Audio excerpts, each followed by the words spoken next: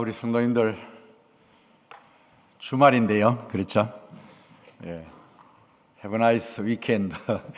또 독일 말로 인사하면 쉐네스 보켄인데 주말 잘 지내라고 인사하는 것이 보통인데 여러분들 오늘 주의 은혜를 사모하고 또 주의 말씀 듣기를 기뻐하는 심정으로 오늘 이 성회에 여러분들 와 주셔서 감사합니다. 예. 또 우리 성가대 찬양이 얼마나 힘있게 노래를 했는지 저도 박수를 치고 싶은데 박수를 안 친다고 그러니까 저도 절제를 했습니다. 그런데 앞으로 좀 치도록 하시죠, 목사님.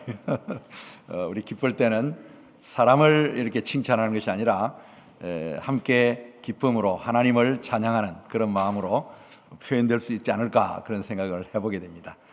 또 우리 한국 교회는 워낙 좀 전통을 지켜가는 그런 풍습이 있어가지고 오늘 젊은이들에게 조금은 이렇게 세대 차이를 많이 느끼게 됩니다.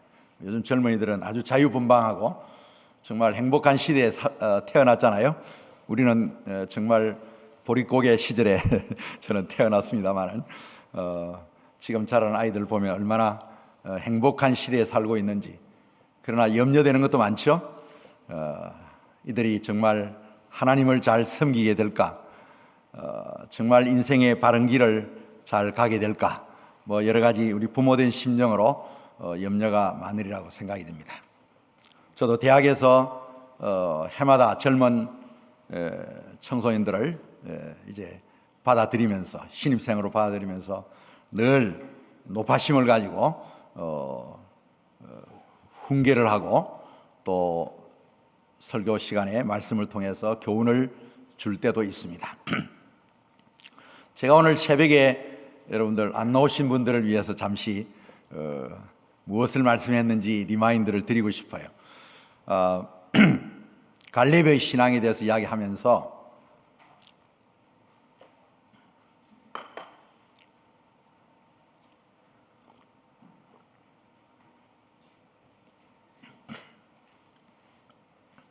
특별히 마지막에 갈렙의 그 신앙의 특징이 마지막에 보면은 여호수아에게 하나님이 약속한 이 산지를 내게 달라.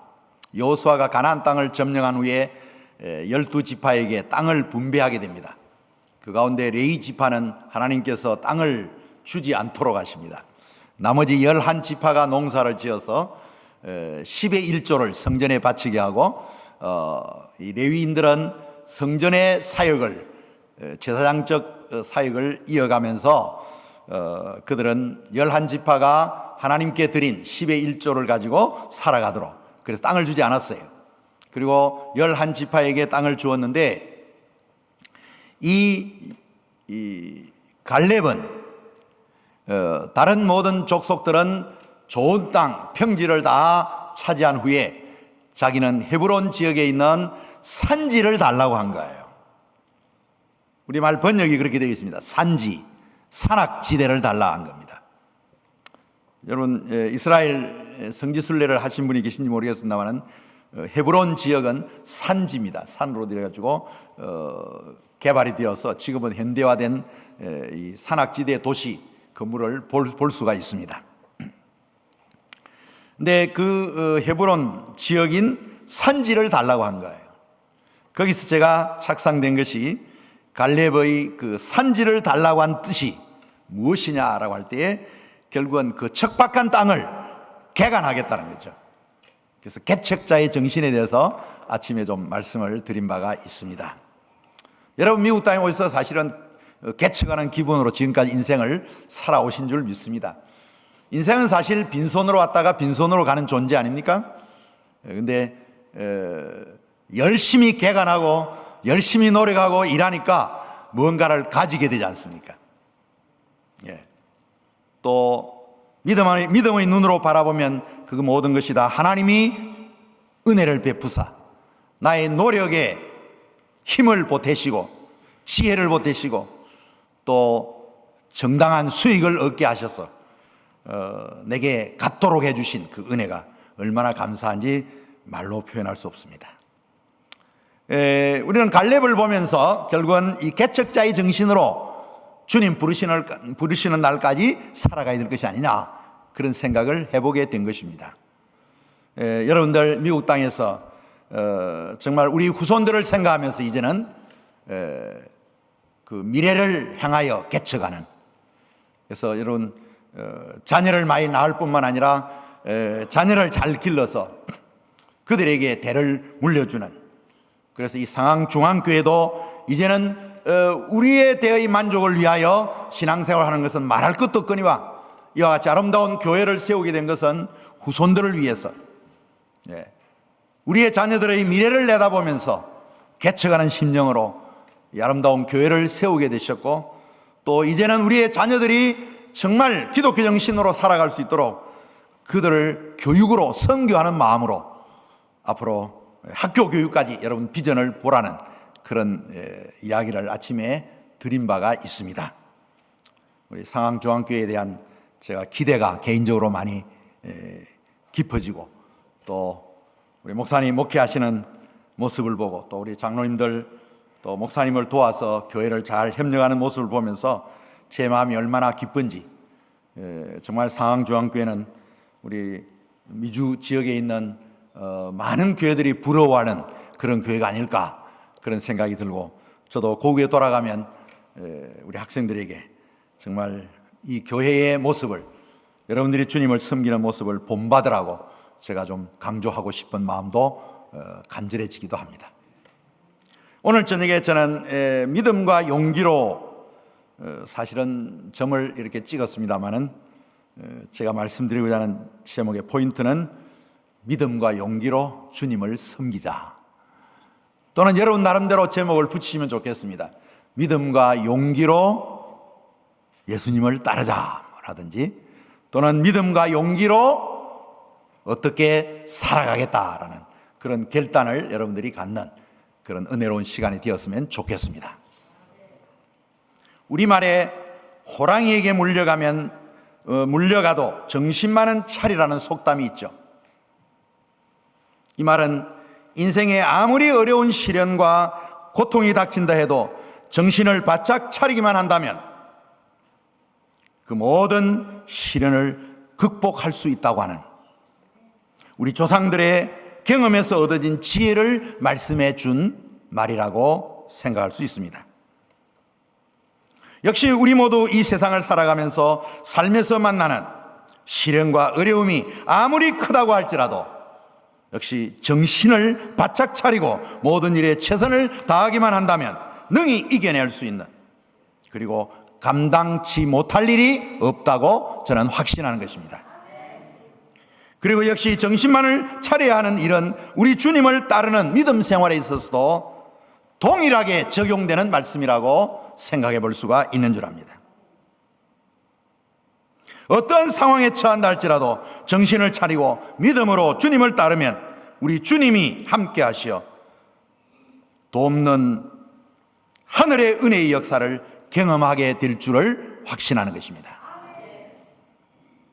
오늘 성경 말씀은 바울과 실라가 빌립보에서 그리스도의 복음을 전하다가 경험한 기적의 사건이 소개되어 있습니다. 바울은 성령의 인도를 따라 구라파의 관문인 빌립보라는 도시에 들어가서 복음을 전하게 되었습니다. 그곳에서 그는 자주장사 루디아를 만나고 그 가정을 구원시키는 복음 전도의 기쁨을 경험하기도 하였습니다. 본문 14절에서 15절의 내용이 바로 그 내용입니다. 그러나 바울의 선교 사역에서는 항상 기쁜 일만 있었던 것은 아니었습니다. 그에게는 엄청난 고난과 시련이 기다리고 있었습니다. 하루는 점을 쳐주는 귀신 들린 여종 하나를 만나게 되었는데 그 여종의 능력을 주인은 돈벌이에 이용하고 있었던 것입니다. 바울은 처음에 그 일을 모른 채 하고 있다가 예수님께서 이전에 그러한 귀신을 다루셨던 것처럼 누가복음 4장 33절, 34절, 41절에 보면 예수님께서 귀신을 쫓아낸 사건의 이야기가 소개되어 있습니다. 바로 그와 같았던 이야기처럼 마침내 그 여정의 속에서 활동하는 귀신을 바울이 쫓아내게 되었습니다. 그런 후에 그 여인은 더 이상 귀신에 사로잡힌 사람이 아니라 건강한 사람으로 되돌아오게 되었습니다. 그런데 그 여정을 건강하게 해준 일이 화근이 되었습니다.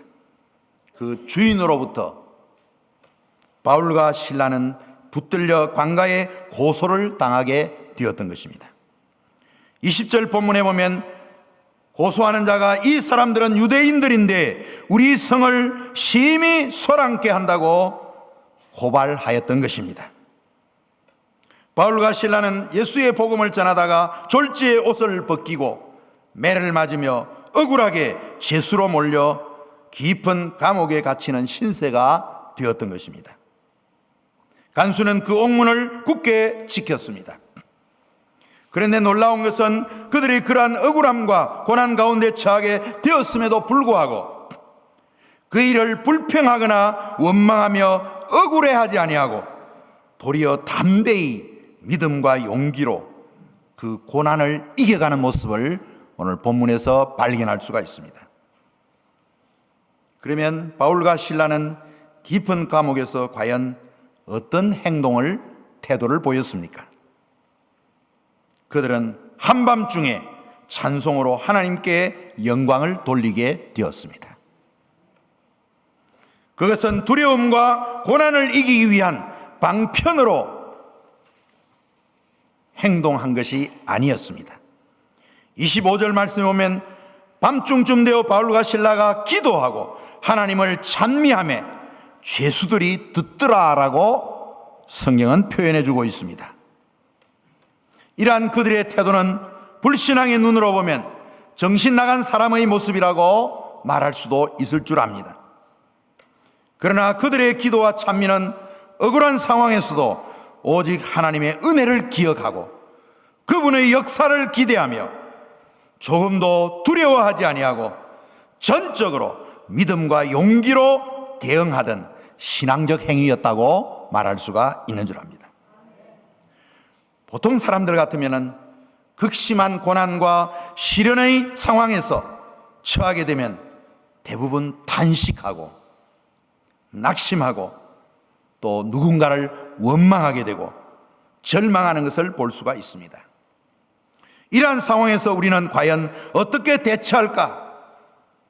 저와 여러분의 모습도 이와 비슷하지 않았을까? 그런 생각을 해보게 됩니다. 그러나 바울과 실라에게서 나타나는 태도는 그러한 불신앙적 태도를 전혀 발견할 수가 없었다는 사실입니다. 그들은 단식과 절망의 순간에 처하여 있음에도 불구하고 도리어 담대히, 아니 당당하게 믿음과 용기로 맞서고 있는 모습을 보게 되는 것입니다. 그들은 아마도 이러한 고난과 시련을 통하여 나타내시려는 하나님의 뜻이 무엇인지를 기도하였을지 모르겠습니다. 이 밤중에 깊은 감옥 속으로 우리를 몰아넣으신 하나님의 뜻이 도대체 무엇인지 기도 가운데서 그들은 겸손히 물었을 것으로 짐작이 되는 것입니다. 놀라운 것은 그들의 기도는 곧 찬송으로 바뀌어지게 되었습니다. 도대체 찬송은 또 무엇을 뜻하는 것일까요? 여러분, 대개 우리가 찬송을 부를 때는 어떤 감정과 마음의 상태에서 찬송을 부르게 될까요? 우리 성가대원들이 한번 대답해 주시면 좋겠네요. 뭐 더 구체적으로 선택하게 할까요? 슬플 때 노래가 나옵니까? 기쁠 때 노래가 나와요? 예, 어느 한쪽 택하시면 됩니다. 우리가 기쁠 때 찬송이 나오죠.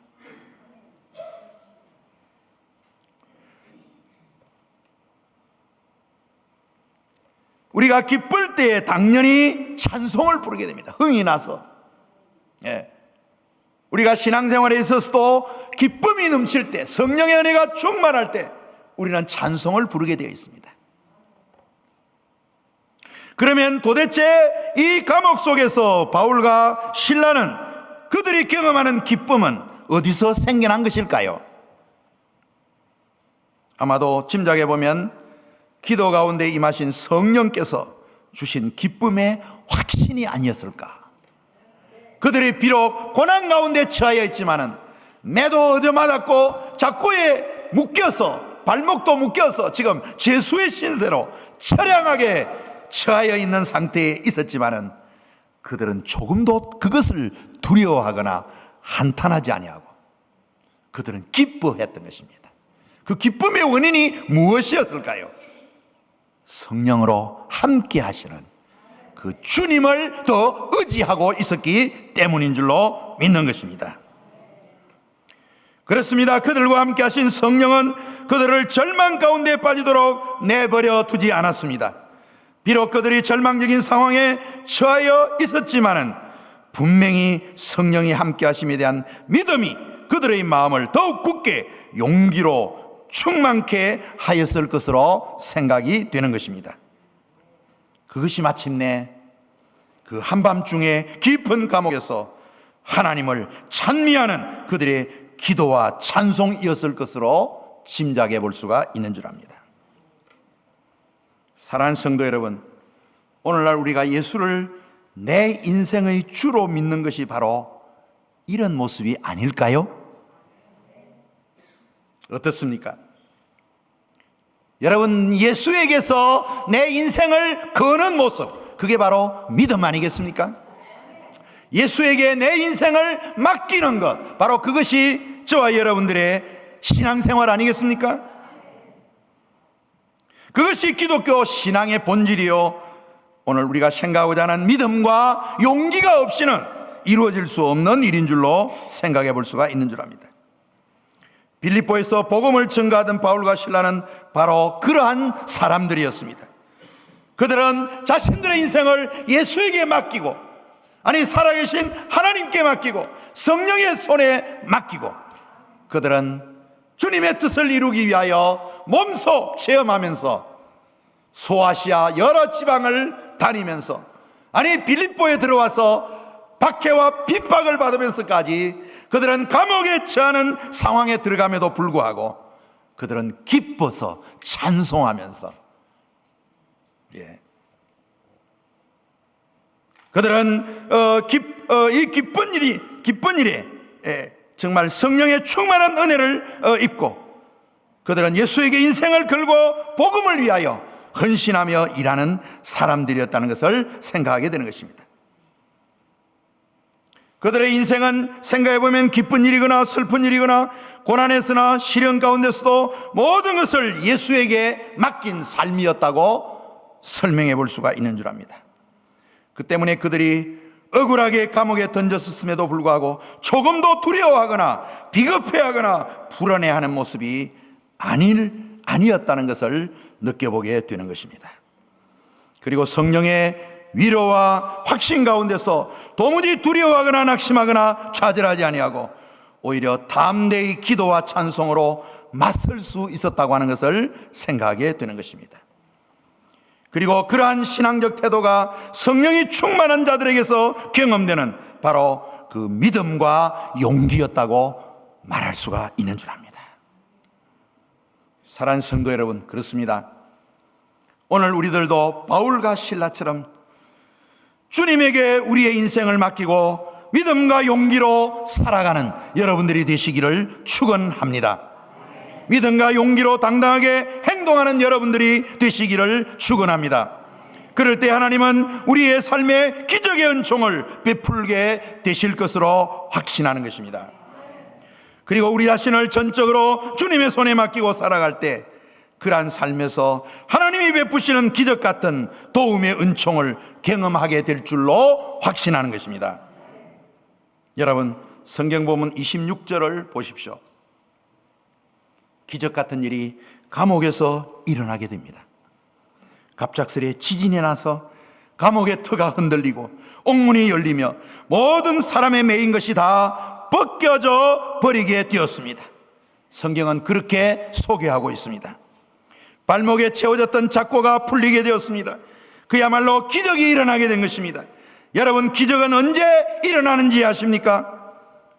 인간이 그 어떤 한계에 직면했을 때, 인간의 힘으로는 더 이상 어쩔 수 없는 그 한계에 이르렀을 때, 끝까지 믿음으로 견디는 자에게 하나님은 그때에 자기의 일을 시작한다는 사실을 여러분 기억하시기를 바랍니다. 그것이 바로 기적이에요. 하나님이 그의 일을 시작하시는 때입니다. 이걸 우리는 신학에서 카이로스라고 설명합니다.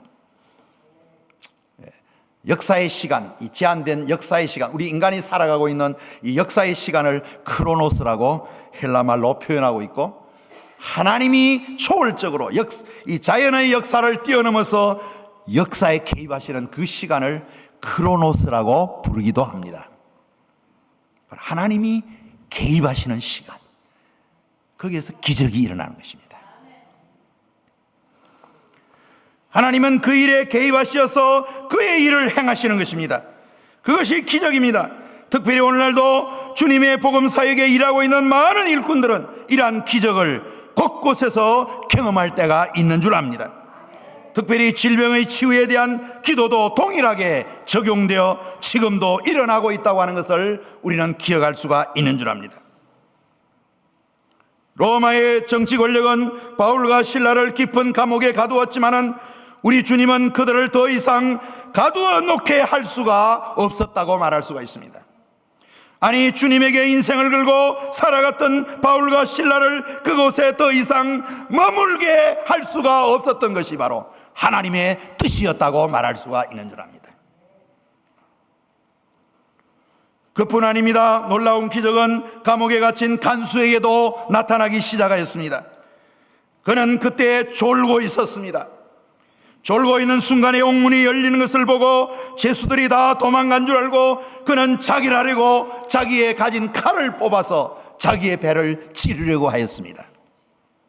이 장면을 감옥 안에서 바라보고 있던 바울이 소리를 지릅니다. 우리가 도망간 것이 아니다. 여기 있다. 네. 그때 그 소리를 들었던 간수는 놀라서 등불을 들고 확인하려고 감방으로 뛰어들어왔습니다. 그러나 그는 도망가지 아니하고 살아있는 그 죄수들 앞에서 그는 갑자기 떨리게 되었습니다. 무서워했던 것 같습니다. 그는 무서웠고 떨고 있었습니다. 죄수들이 도망간 것이 아니라는 것을 확인한 순간 간수의 마음은 순간적으로 변화를 일으키게 되었습니다. 바울과 실라는 죄수들이 아니라 자기 앞에 지금 임재하신 신의 모습을 그가 느끼게 되었다고 어떤 주석에서 설명해 놓고 있는 것입니다.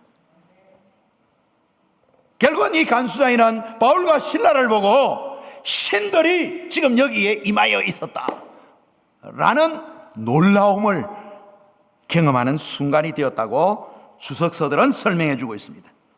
그리고 간수는 그 자신이 그 신들의 진노로부터 어떻게 구원을 받아야 될지에 대한, 어떻게 살아나야 될지에 대한, 어떻게 이 신적인 현현 앞에서 내가 나의 존재를 확인시켜야 될 것인지에 대하여 질문을 던지게 됩니다. 그것이 무엇인가 하니 선생들아, 내가 어떻게 해야 구원을 받을 수 있느냐, 그 질문이에요. 간수의 갑작스런 질문에 바울은 31절에 보니까 이렇게 대답하고 있습니다. 주 예수를 믿으라. 그리하면 너와 네 집이 구원을 얻으리라. 아멘. 할렐루야입니다. 여러분 한번 다 따라하고 있어요. 주 예수를 믿으라. 그리하면 너와 네 집이 구원을 얻으리라. 네, 아멘. 이러한 대답을 듣게 된 간수는 그 밤에 자기 집 온 가족을 한 곳에 모았습니다. 그리고 바울은 그 밤중에 그들에게 복음을 계속 증거하였다고 성경은 전하고 있습니다. 우리식으로 말하면 사경회나 성경 공부가, 아니 부흥회가 그 한밤중에 감옥에서 열려지게 된 것 같습니다. 여러분 그렇게 느끼지 않습니까? 예, 놀라운 일이에요. 32절은 주의 말씀은 그 사람과 그 집에 있는 모든 사람들에게 전하였더라고 성경은 말하고 있습니다. 33절에 보면 밤 그 시간에 간수가 저희를 데려다가 그 맞은 자리를 씻기고 자기와 그 권속이 다 세례를 받은 후에 저희를 데리고 자기 집으로 올라가서 음식을 차려주고 저와 온 집이 하나님을 믿었으므로 크게 기뻐하니라. 성경에 그렇게 했습니다. 놀라운 기적의 사건이 일어나게 된 것입니다. 여러분, 기적 중에 가장 큰 기적이 무엇인지 아세요?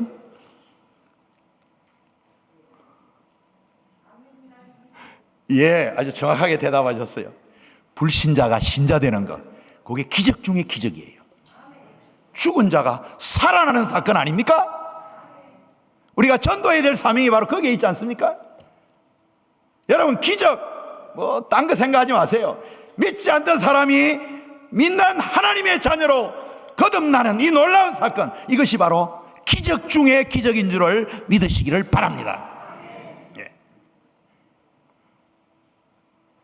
간수의 온 가족이 다 구원의 은혜를 받게 된 이 사건이야말로 기적 중에 놀라운 기적입니다.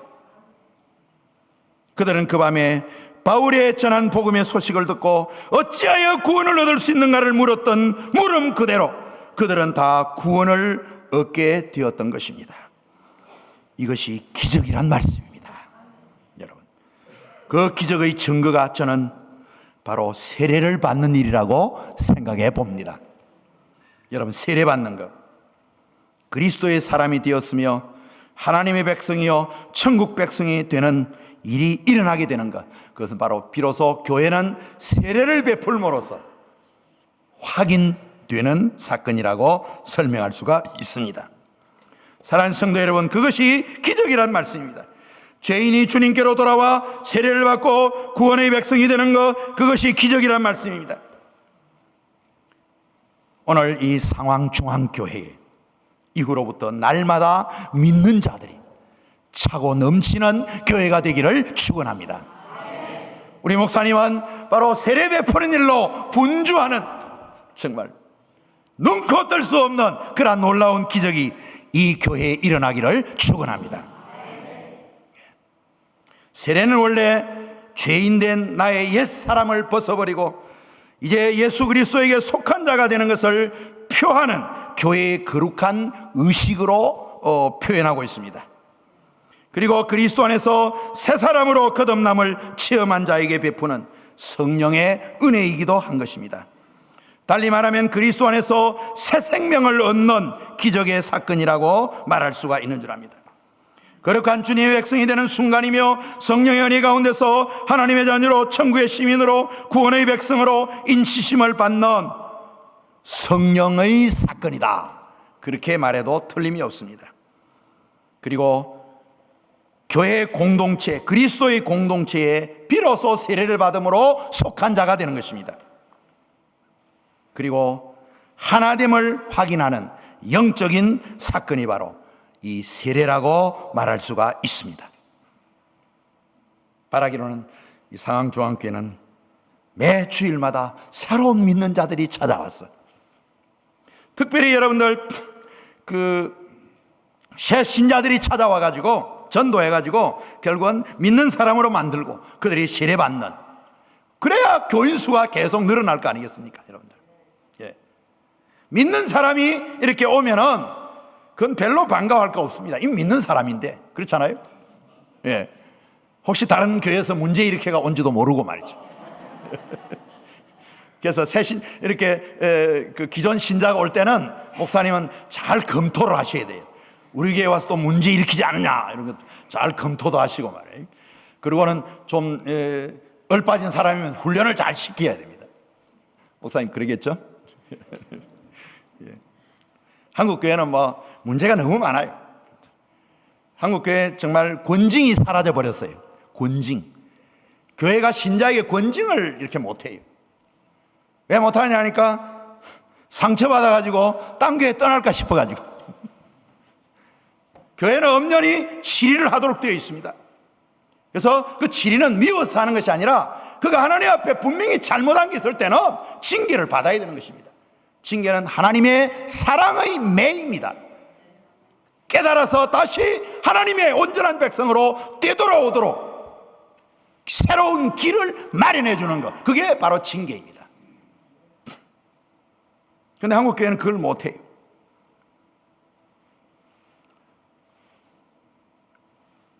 여기에 대해서는 좀 부담스러운 이야기 같아서 제가 줄이도록 하겠습니다. 사랑하는 성도 여러분, 상황중앙교회는 이제부터 이러한 기적의 은혜를 경험하며 날마다 믿는 자들이 모여오는 교회가 되었으면 합니다. 전도 중에 제일 중요한 전도가 교회에 새 사람 찾아오게 하는 것도 있지만은 여러분, 자기 자녀를 주님의 사람으로 만드는 일이 바로 전도의 핵심적인 사역이라는 사실을 기억하시고 여러분, 자녀 많이 낳으시기를 바랍니다. 자녀 낳아 기르려면 얼마나 힘듭니까? 정말 경제적으로도 엄두도 못 내고 말이죠. 저도 아들 둘이 있는데 장가갈 생각을 안 해요, 이놈들이.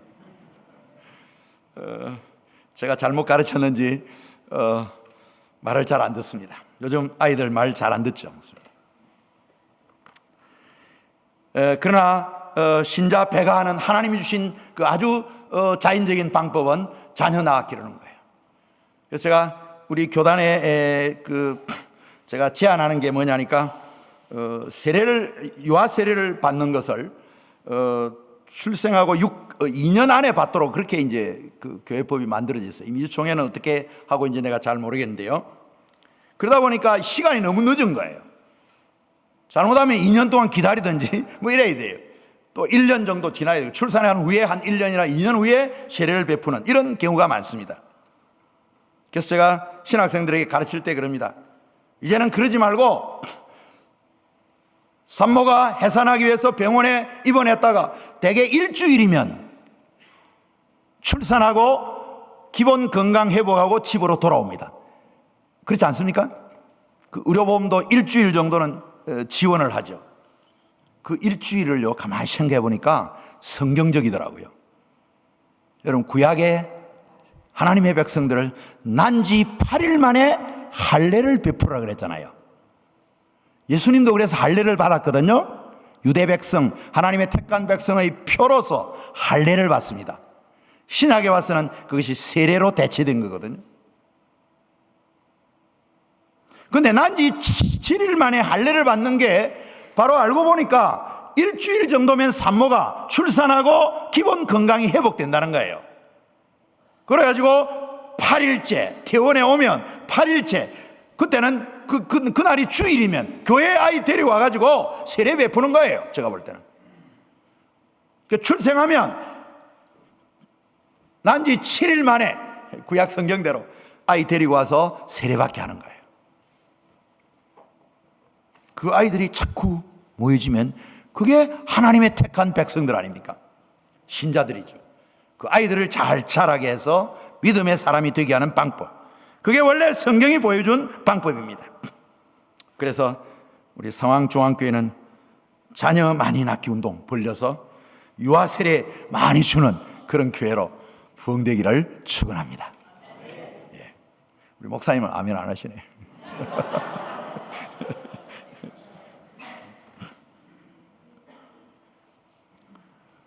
한국 교회가 지금 자꾸 신자가 줄어간다 그러는데 다른 여러 가지 문제 때문에 줄어가는, 안 믿는 것도 있지만은 실제로 자녀 많이 안 나와가지고 굉장히 지금 축소되고 있습니다. 제가 어제 저녁에 말씀을 드렸습니다만은 한국의 대학들이 지금 비상에 걸려 있거든요. 예, 자녀를 너무 안 낳아가지고 2018년 가면은 그 예상되는 통계가 고등학교 졸업생 수보다도 대학 입학생 수가 너무 많아가 대학 입학 수는 대개 56만 이 정도 요구가 됩니다. 한국에 대학이 들어가려면 대학이 한 340여 개 된다고 그러거든요. 전문대학하고 다 합하면. 그런데 한 20만 정도가 지금 없어져 버렸어요. 아이를 너무 안 낳아가지고.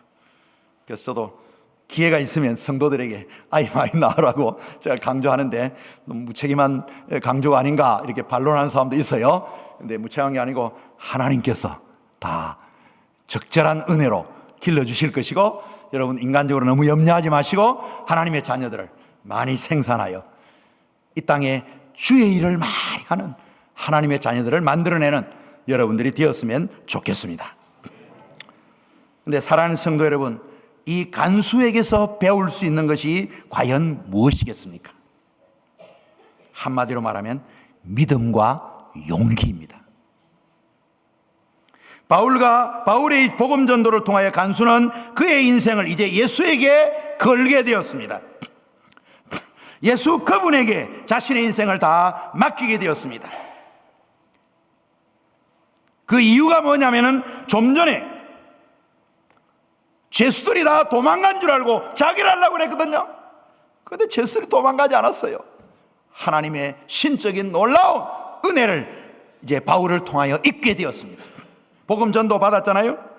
그래서 좀 전에 자결 하려던 절망은 이 간수장에게서 사라져버리고 이제 그리스도에게 자신의 인생을 맡기면서 믿음과 용기로 맞서는 변화된 사람이 된 거예요. 여러분, 이 간수가 믿음과 용기로 변화된 사람이 된 거예요. 한순간을 살아도 자신의 인생을 맡겨놓을 수 있는 참 인생의 주인을 발견한 이 간수에게는 감옥의 상급자도 무서워하지 않았으며 로마의 정부도 무섭지 않았던 것입니다. 내일 일은 난 몰라요 라는 태도를 가지고 그는 바울과 함께 사귀게 되었던 것입니다. 그것이 몰라서 모르는 것이 아니라 자신의 인생을 전적으로 예수님께 맡기고 살아가는 자들의 삶의 태도가 이와 같아야 한다는 것을 우리는 교훈받을 수가 있는 것입니다. 사랑하는 성도 여러분, 예수를 믿는다는 것, 그것이 바로 이와 같은 것 아니겠습니까? 예수에게 내 인생을 맡기고 살아가는 자들은 세상을 두려워할 이유가 없습니다. 불안해할 이유가 없다고 말할 수 있습니다. 아무리 경쟁하는 사회이지만은 이 경쟁하는 사회가 두렵거나 무서워할 이유가 없다는 말씀입니다. 예수 한 분이면 충분합니다. 여러분, 자신을 가지세요. 용기를 가지세요. 믿음을 가지시기를 바랍니다. 오히려 그분에게 내 인생을 맡기고 당당하게 담대하게 믿음과 용기로 나아가기만 한다면 모든 것이 합력하여 선을 이룰 것이며 믿는 자에게 능치 못한 일이 없다고 하신 예수님의 말씀대로 만사형통의 복을 누리게 될 것을 확신하는 것입니다. 여러분 모두 이와 같은 일을 날마다 경험하며 세상을 이기는 상암 중앙교회 성도 여러분의 아름다운 인생이 되기를 축원합니다. 제가 사실은 잠시 제가 살아온 인생을 좀 고백하고 싶은 내용을 준비했습니다. 제 인생의 청년기에 있었던 신앙의 경험 하나를 여러분들에게 간증해 드리고 싶습니다.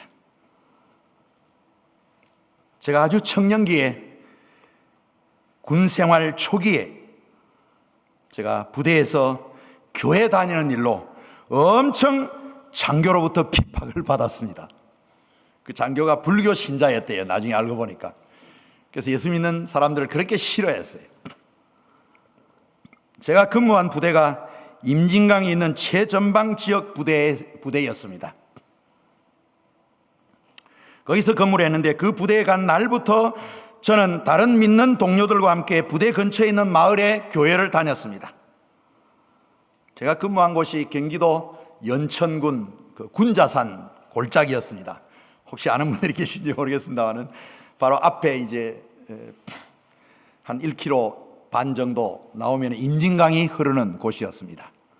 그 임진강 너머에는 이제 지뢰밭이 있고 이제 38선이 가까운 비무장지대가 있고 바로 38선 있는 그곳이었습니다. 그런데 어느 날 부대에 육사 출신 아주 신빙 일본 말입니다만은 소위가 새로 부임해 왔었습니다. 그가 당직하는 주일날 아침인데 다른 날처럼 부대 동료들과 함께 인근 마을에 있는 교회에 주일날 가려고 그 장교에게 신고하러 갔었습니다. 그런데 그는 교회에 가는 일을 허락해 주지 않았습니다. 그때 이제 제가 나서서 여러 말로 부탁을 했습니다. 우리는 신자니까 교회 가야 됩니다. 허락해 주세요 하고 여러 말로 부탁을 했지만은 끝내 허락을 받지 못했습니다.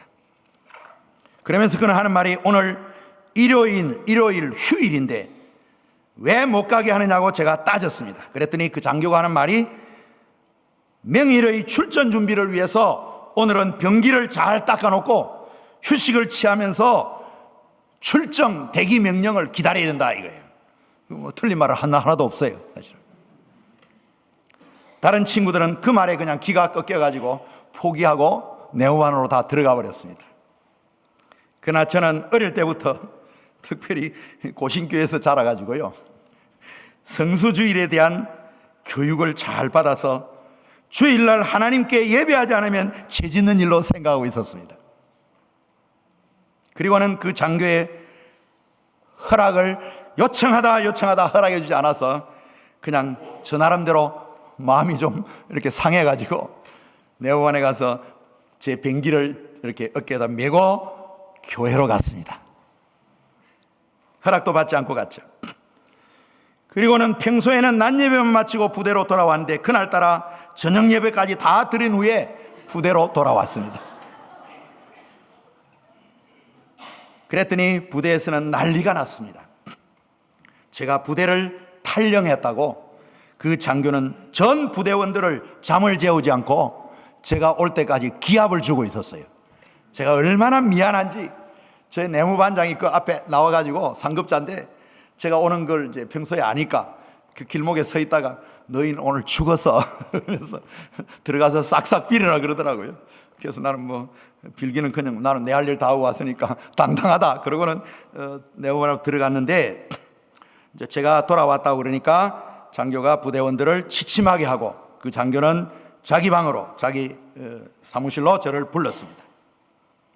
그래 들어갔더니 저한테 다짜고짜로 하는 말이 너는 부대를 이탈하여 탈영한 사람이다 말이지. 그러니 내일 영창 갈 준비를 하라 그러더라고요. 영창이란 말은 감옥소 이야기입니다. 그래서 제가 따졌죠. 왜 내가 감옥소에 가야 되느냐? 당신이 그 군대는 신앙의 자유가 있어가지고 그 대통령령으로 군목 제도가 있고 사병들의 신앙생활을 보장해주고 있는데 당신이 오늘 못하겠기 때문에 영창에 가야 될 사람은 당신이다 그랬어요. 제가 무슨 용기가 나가지고 그렇게 대꾸를 했는지 그때 당시는 제가 잘 기억은 안 돼요. 그러나 그렇게 대꾸를 하니까 사람이 화가 나가지고 엎드려 뻗쳐 그러더라고요. 그 장교가 또 그렇게 말하니까 제가 안 할 수가 없죠. 사병이 이제. 그래서 엎드려 뻗쳐 했더니 이미 그 부대에서 주로 이제 방맹이로 때리는 그게 있어요. 그게 뭐냐면 5파운드짜리 꽃갱이 자루가 있습니다. 옛날 군대 생활 하신 우리 남성들은 잘 아시라고 생각이 드는데 그걸 가지고 헤아리라 그러면서 저를 내리치기 시작했습니다. 10번까지 헤아렸는데 제가 순간적으로 좀 까무러쳤던 것 같아요. 정말 그 순간은 순교당하는 기분이었습니다. 10대를 친 후에 그래도 잘못을 깨닫지 못하느냐고 저보고 질문을 던졌습니다. 그러나 나의 대답은 결코 교회에 못 가게 한 당신의 행위가 잘못이라고 계속 주장을 했습니다. 그리고는 어디서 힘이 났는지 사병의 신앙생활을 국가의 대통령으로 영으로 보장하여 군목 제도가 있는데 당신은 사병의 신앙생활을 방해했기 때문에 내일 부대장이 들어오면 내가 당신을 고발하겠다 그랬어요.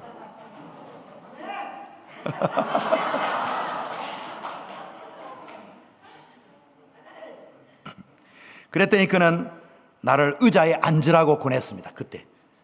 그래서 이게 웬일인가 싶어가지고 내가 지금 엉덩이가 지금 거의 뭐 터지기 직전이었어요. 그런데 아파서 앉을 수가 있어야죠. 그래서 이제 책상 모서리를 이렇게 잡고 앉아보려고 시도를 했는데 안 되더라고요. 도무지 앉지를 못하겠어요. 그래 말하라고. 제가 여기 서 있을 테니까 말하라 그랬어요. 이 사람이 이제 모자를 벗더라고요. 장교 모자, 소위 모자인데요. 모자를 벗더니 저 앞으로 이렇게 모자를 미는 거예요. 그러면서 내 모자하고 바꾸자 그러더라고요. 이게 무슨 소리인가 싶어요. 순간적으로 제가 화가 치밀었어요. 그러면서 제가 그 모자를 다시 거꾸로 밀어서 이렇게 상대방에게 보내면서 하는 말이 내가 이 소위가 부러웠으면 나도 육군사관학교 갈 수 있었어요 라고 외쳤어요. 제가 어디서 용기가 났는지 저도 잘 모르겠어요. 그 순간에 그냥 환한 음성으로 제가 해댔습니다. 그랬더니 그는 아주 부드럽게 이렇게 말했습니다. 자신이 육사에서 장교 훈련을 받을 때에 사병을 다스리는데 사병이 말을 안 들으면 처음에는 훈계를 해라.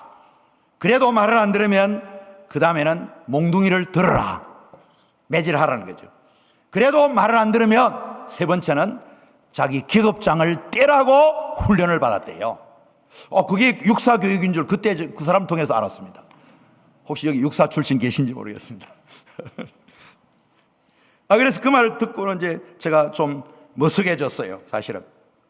그러더니 저보고 하는 말이, 정일병은 보니까 나이롱 신자가 아닌 것 같다 그래요. 그 나이롱 신자란 말은 군대에서 엉터리 신자란 말입니다. 교회 간다 그러고 마을에 내려가서 실컷 놀다가 저녁에 들어오거나 오후에 부대로 들어오는 그런 사람들, 이 사람이 많이 경험을 한 거예요, 그 사이에. 그래서 이 가짜 신자들 때문에 자기가 화가 났다 그러면서 자기는 불교 신자란 말을 제게 서슴없이 그때 했습니다. 그 다음날 부대 전원을 모아놓고 아침 점호를 하는 시간에 저를 나오게 해놓고는 나만 교회 가라고 인정을 했어요. 나만 가도 된다고 그랬습니다. 그날 얼마나 저는 기적 같은 일을 경험했는지요. 생각하면 정말 그 고난과 핍박을 통해서 베푸시는 하나님의 은혜, 이것을 제가 맛보기도 했습니다. 그런데 하나님은 얼마 후에 저에게 더 큰 기적을 경험하도록 역사하였습니다. 그것은 그 장교와 다투고 남한 교회가 또 좋다는 기적 같은 일을 경험한 지 약 3개월이 지난 후였습니다. 그 당시 북한에서 간첩이 자주 내려왔습니다. 저희 부대 앞길, 그 길목이 바로 임진강 길목이 루트 중에 하나였습니다. 이따금씩 저 산 저쪽에서 괴한 나타났다는 소리가 들리고 총소리가 들리고, 우리 부대하고는 좀 거리가 멀기 때문에 그냥 듣고 지나가는 때가 한두 번이 아니었습니다. 그런데 그날따라 바로 우리 부대에 있는 그 뒷산 위에서 괴한 나타났다고 고함 지르는 소리가 들렸습니다. 그래서 저는 본능적으로 논산훈련소에서 훈련을 잘 받았겠다, 내 몸안에 있는 총을 하나 들고 총알을 장진해가지고 그 소리 나는 쪽으로 달려갔습니다. 그때 부대에 새로운 전입병들이 와 있었는데, 새로운 신입 이제 장병들이 왔는데 그들과 놀다가 이제 그렇게 되는데, 제가 뛰어나가니까 같이 놀던 그 신입병 하나가 총을 들고 저를 따라 나왔습니다. 둘이서 이제 정문 쪽으로 나가가지고 가는데 하필이면 수상한 사람이 2명이 저 앞에서 달려가고 있는 거예요. 그리고는 이제 산 위쪽에서 저기 귀한 도망친다고 막 그쪽을 향하여 총을 막 쏘는 거예요. 저기 바로 간첩이다 그래가지고 그거 잡으려고 온갖 힘을 다해서 따라갔습니다. 그래서 약 30분간 그 사람과 전투를 벌였습니다. 가까이 가니까 돌아서서 저한테 그 AK 소총, 기관 단총을 드르륵 쏘고, 저는 그걸 또 피하려고 땅에 엎드렸다가 다시 일어나고 전투를 길에 가면서 했습니다. 그 이제 임진강 앞에 있는 그 산이 하나 있는데 그 산을 이제 타고 올라가게 되었습니다. 저희 거기까지 따라갔습니다. 그 산 골짜기에는 자그마한 논두더기, 논자락들이 쭉 계단식으로 되어 있었습니다. 거기를 타고 올라가는데 이 사람들 훈련이 얼마나 잘 받았는지 산을 잘 타더라고요. 그 저는 이제 따라가면서 총을 쏘고 서로 전투가 벌어졌는데요. 이분들이 이상하게도, 저는 저 부대에서 사실 특등 사수였습니다. 여러분 믿기지 않죠? 제가 총도 잘 쏩니다. 그래 정말 내 총에 저 죽으라고 정조준애가 쏘았어요. 근데도 죽질 않아요. 그러더니 이 사람들이 이제 교대로 이렇게 교대로 도망을 치는 거예요. 산을 타는데 너무 잘 타요. 그래서 저도 따라 붙었습니다. 어쨌든 잡아야 되겠다는 일념으로 따라 붙었는데, 제가 너무 가까이 가면 뒤를 보고 나한테 총을 쏘아대는 거예요. 그래 이제 산 중턱으로 올라가는데 이 사람들이 도망을 못 가고 거기서 좀 멈춰 있더라고요. 산 중턱에는 방공호를 파놨습니다. 길들이 전부 산을 파놨는데 거기서 머물러 있는 거예요. 저는 밑에서 이제 논자락에 이 논투덕을 이렇게 이 방호벽으로 삼아가지고 계속 이제 총을 쏘아대었습니다. 그 사람도 나를 쏘고, 내가 지금 총알이 날아가는 게 보이는 거예요. 지금 내가 이 고개를 들면 나를 쏘는 거예요. 위에서 나를 내려다보고 쏘고 나는 밑에서 위로 보고 쏘니까 위에서 날아오는 총알이 다 보이는 거예요. 그래서 제가 엎드리고 이제 총알이 내 머리 위로 다 지나가게 되었습니다. 그리고는 이제 조금인데 총알 하나가 제 엉덩이를, 총알인 줄 몰랐어요 처음에는, 돌멩이 하나가 와서 쾅 때리는 것 같은 제 엉덩이를 치고 갔어요. 그래서 이제 엎드려가지고 이거 왜 돌이 날아왔나 싶어가지고 봤더니 총알 하나가 제 엉덩이를 치고 지나간 거예요. 보니까 제 그 바지, 이제 그 군복 바지 뒷 호주머니 단추구녕을 새까맣게 타고 지나간 거예요. 부대에 와서 재니까 딱 10cm 정도 되더라고요. 근데 제가 살 하나 다치지 않고 결국은 지나갔어요. 그리고는 이제 전입병이 저하고 따라서 같이 올라왔는데 이 사람은 총알을 가져오지 않고 총만 들고 올라온 거예요.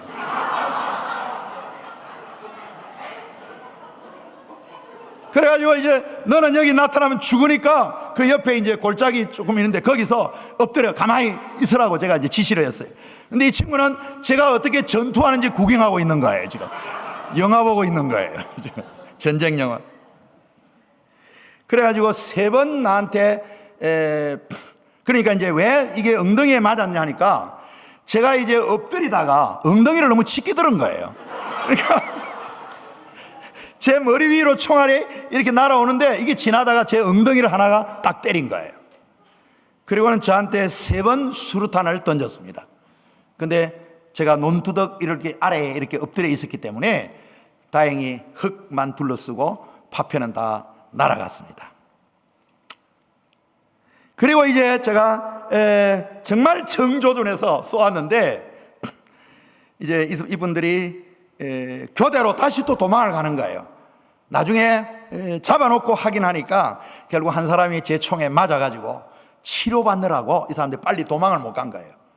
그래서 이제 치료하는 시간 동안에 전투가 벌어졌고, 그리고 이 사람들이 도망가는데 제가 밑에서 확인하기로는 이 사람들이 마지막에 도망할 수 없는 상황에서 결국은 자살하지 않았느냐, 저는 그렇게 보고 있습니다. 왜냐하면 수류탄을 그들 옆에서 팍 하나 터졌거든요. 근데 그때 이 사람들이 거기서 둘 다 쓰러졌어요. 그래서 이제 뭐랄까 쫓아 올라가서 이제 거기다 대고 이제 소리도 지르고 뭐 반응하라고 했는데 전혀 반응이 없는데 두 분 다 저는 자살한 걸로 그렇게 봅니다. 근데 가서 확인하니까 이제 거기다 대고 뭐 총을 수없이 쏘았어요. 쏘았더니 두 사람 다 제 총에 맞아가지고 시체가 그냥 벌집같이 되어 있었어요.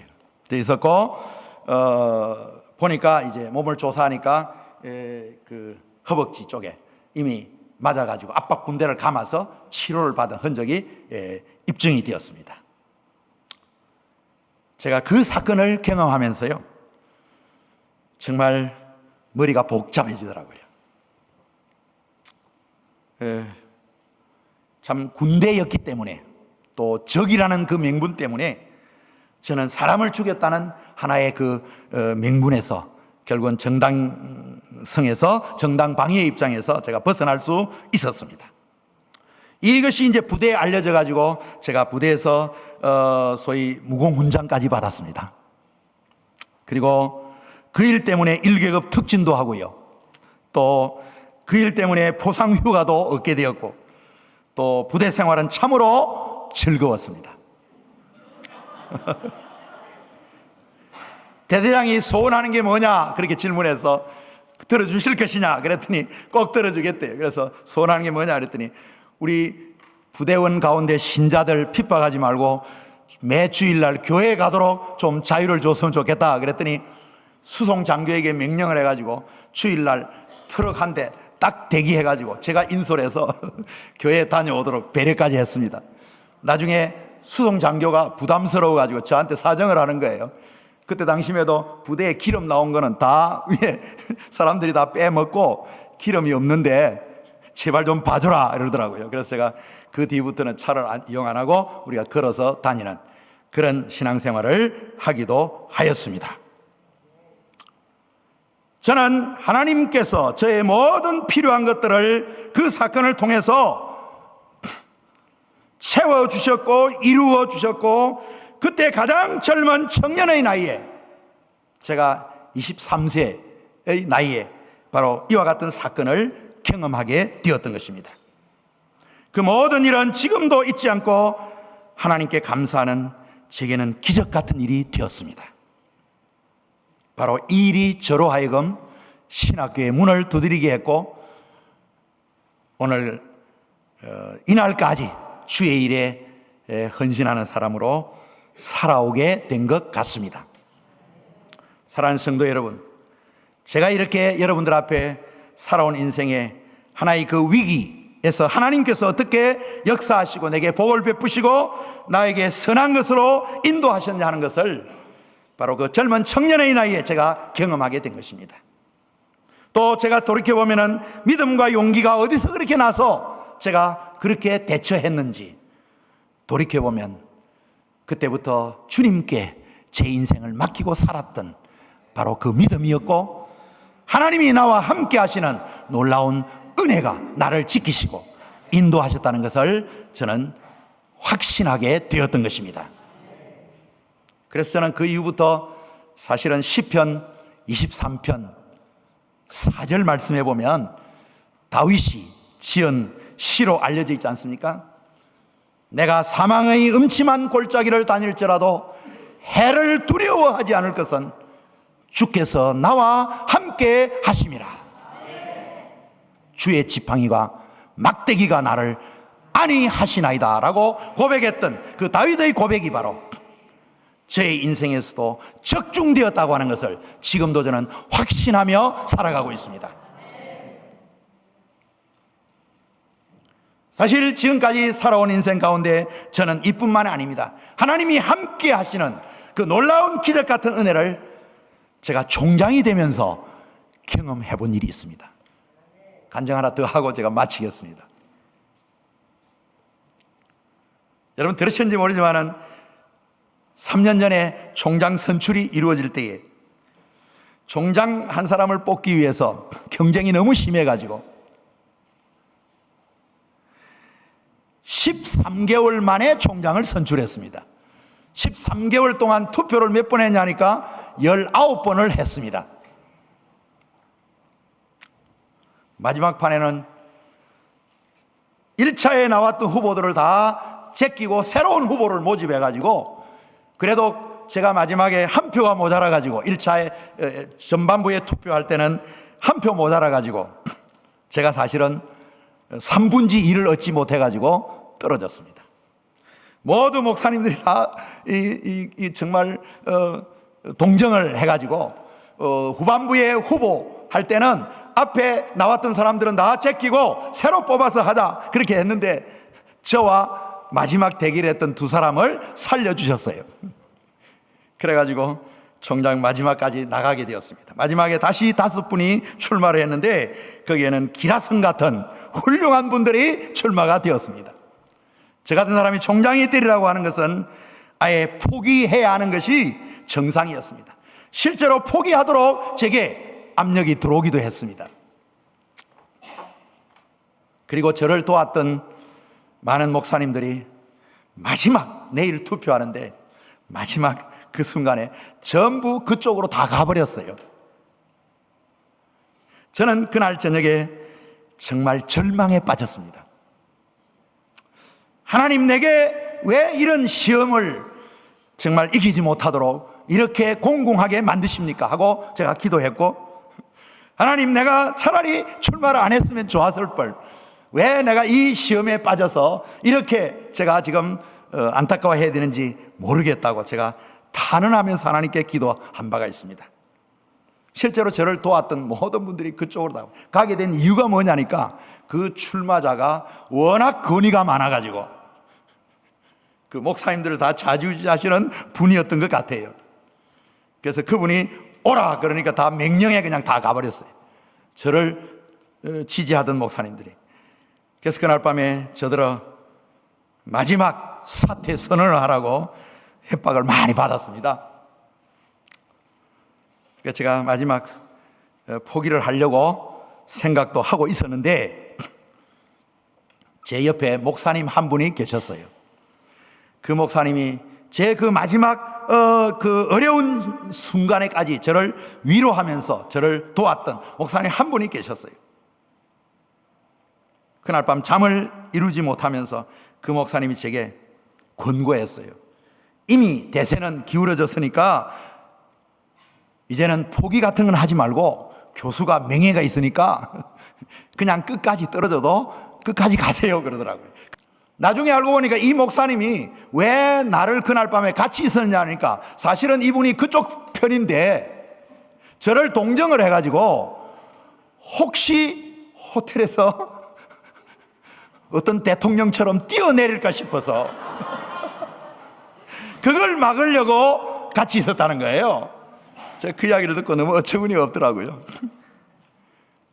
근데 그 다음날 새벽에 저쪽으로 가신 두 분의 목사님께서 제게 전화가 왔어요. 교수님, 우리는 여기 몸만 와 있지 마음은 온 거 아닙니다. 이런 전화가 온 거예요. 이게 무슨 소리냐 했더니 알고 보니까 그쪽에 있는 기라성 같은 사람이 명령에 다 꼼짝을 못하고 그쪽으로 다 간 거예요. 근데 사실은 그분들이 다 저를 생각하고 계셨던 것을 그 다음날 아침에서 좀 희미하게 확인할 수가 있었습니다. 그리고 막상 투표에 들어갔는데 제가 그분과 마지막까지 대결이 되었습니다. 그런데 압도적으로 저에게 표를 몰아줘가지고 하나님이 저에게 새로운 희망과 용기를 가질 수 있도록 위로하신 하나님의 은혜를 체험하였습니다. 그래서 제가 지금 현재 종신의 총장이 되어서 3년째 지금 심의 중에 있고 앞으로 1년 더 임기 기간이 남아 있습니다. 제가 왜 이 이야기를 드리느냐 하면은 지금까지 살아온 인생 가운데서 하나님이 저를 죽음의 직전의 한계까지 몰아가신 그 놀라운 하나님의 그 뜻을 내가 헤아리지 못하고 인간적으로 고민했을 때에 하나님이 내게 보여주신 그 놀라운 사건을 통해서 깨닫게 하신 그 섭리를 저는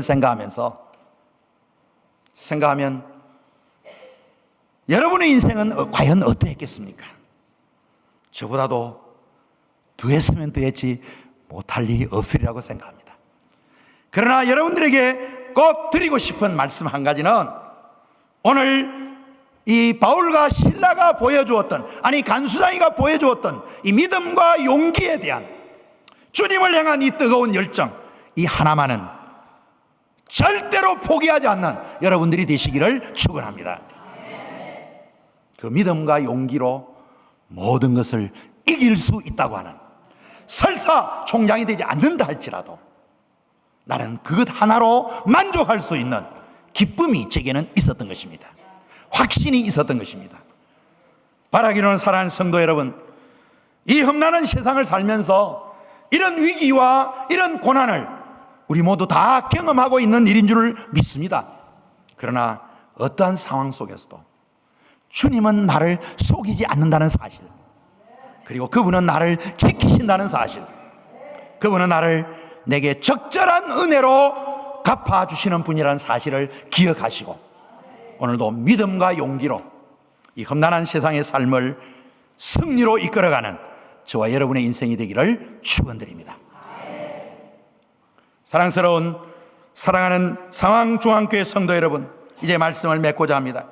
그리스도의 복음을 믿고 주님을 따르는 신앙의 삶은 우리 주님께 나의 모든 것을 그에게 맡기고 그를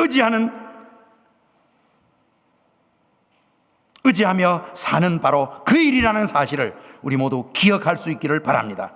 그리고 우리가 세상을 살아가는 삶의 태도는 오직 믿음과 용기로 버텨가야 된다는 사실을 기억하시기 바랍니다. 그렇게 믿음과 용기로 살아가기만 한다면 하나님은 기적을 동원하였으라도 모든 어려움에서 우리를 이기도록 도우신다는 사실을 믿으시기를 바라는 것입니다. 바울과 실라는 그러한 정신으로 주님을 따랐습니다. 그러므로 오늘 우리도 이러한 정신을 본받아 믿음과 용기로 주님을 따르는 저와 여러분이 되기를 축원합니다. 그리고 그러한 성도들이 많아질 때 상황중앙교회는 항상 주의 은혜가 넘치는 교회가 될 것이고, 주님의 함께 하심 속에서 주를 찬양하고 주를 섬기는 복된 인생이 거기서 보장된다는 사실을 기억하시고, 오늘도 우리 힘있게 주를 따라가는 우리 모두가 되기를 다시 한번 축원드립니다. 기도하시겠습니다. 우리의 생명의 주가 되신 주님, 어떠한 상황 속에서도 믿는 자에게 함께 하셔서 그의 생명을 지키시고 인도하시는 주님이신 것을 저희들이 확신하고 고백합니다. 오늘 본문에 사도 바울이 빌립보에 가서 당한 고난과 함께 그들을 감옥에서 어떻게 기적을 베푸시고 그들을 어려운 상황에서 구원으로 인도하시며 주를 찬양케 하셨던지, 아니 그 감옥에 있는 간수장이를 변화시켜 주님의 우리 그리스도에게 모든 인생을 맡기고 살아가는 담대한 믿음과 용기를 허락하신 주님, 오늘 연약한 우리들에게도 이와 같은 믿음과 용기를 주셔서 이 험난한 세상을 승리하게 하여 주시옵소서.